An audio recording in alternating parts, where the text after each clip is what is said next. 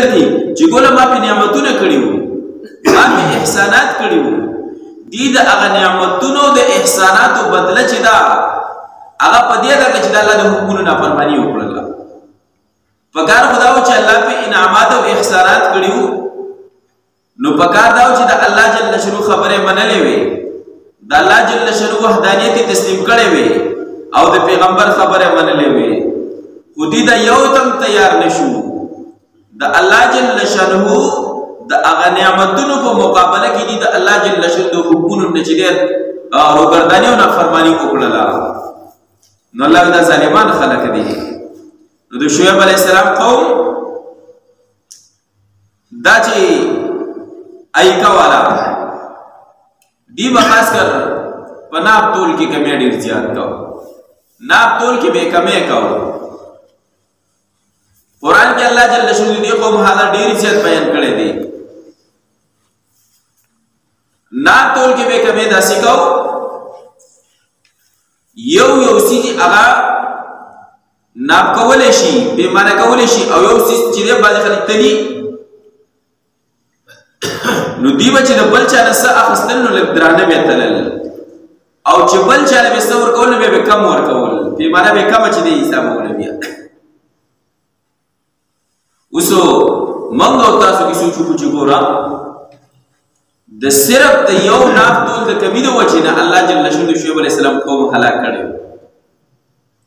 او په دې امت کې سهال کم یو کش دی هغه په ناب تول کې کمی نه کوي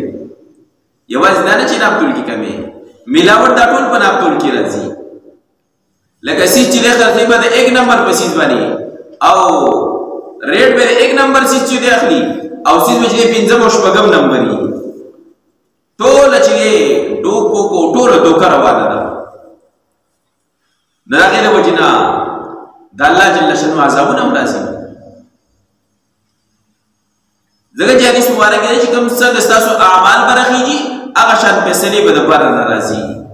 نو دغه اعمال د دوکې او فراډ او ټول دغه خیږي نو د الله جل شانه عذابونه راځي بیا نو الله جل فرمایي د دې نه موږ انتقام او بدله واخیستله انتقام او بدلم چې دی هغه دی واخیستله نو دی باندې الله جل شانه څو ورځې روایت کوي چې اووه ورځې مسلسل ګرمي راوسته داسې ګرمي پرې راوسته چې سم چې دی په یو ځای کې هم دی پاتې کېږي سم ورته کېدل به یو ځای کې هم دی پاتې کېدی نه شو ګرمۍ راواخیستل روایت کې دا وایي چې بیسمنټ کې ځان له په ځمکه کې چې دی سمسې وګرستې هغوی ته وایي چې دلته به لږ موسم یخ شي نو هلته چې لاړ هلته به د نور دوب جوړ شو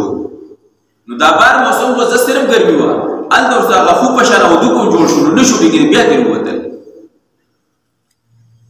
نو څه مخې د جون جولای کې دا سخته ګرمي خلک وریځ ویني که نه څنګه په سور کې شي او بیا چې خوب شه چې د باران وشي د وریځې را روانې باران روانه سړی په سور کې لکه وایي که خیري یخې هواګانې رالې باران را روان دی که خیري نو که ستاسو پېني بعضې ټیم کې خلک په انتظار وي هلکه به دعاګانې کوي هلکه باران را روان دی که خیري او یو دم ګلې را شروع شي جو بیا د هغه سوالونو پسې استغفار شروع کېږي دا مخکې استغفار نه وي نو الله مې په زور دا استغفار کوي نو دغه قوم هم دغه رنګ چې زیات چې دی سخت پریشانه شو دا د سمندر د طرف نه ورته وریځ راوختله او داسې ګڼه وریځ ښکارېدله نو دوی داسې میدانونو ته راووتل قرآن کې الله جل ځای په ځای دا واقع ذکر کړې ده چې دا ورته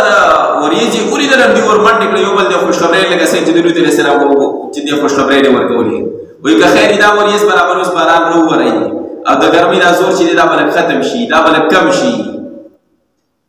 نو بس دی هغه سوري له ورته چې دې سوري کې به لږ ارام محسوس کړو لږ یخوالی هم محسوس کړو او بیا به راباندې باران هم نه ورېږي نور به هم یخ شو یو بل دبر نه پې الله جل شانه دغه وریځ نه اور راووراوه نو د ګرمۍ سره ګرمي پرې راووروله نو الله جل شانه مکمل چې دی اوس ځون ختم یې کړه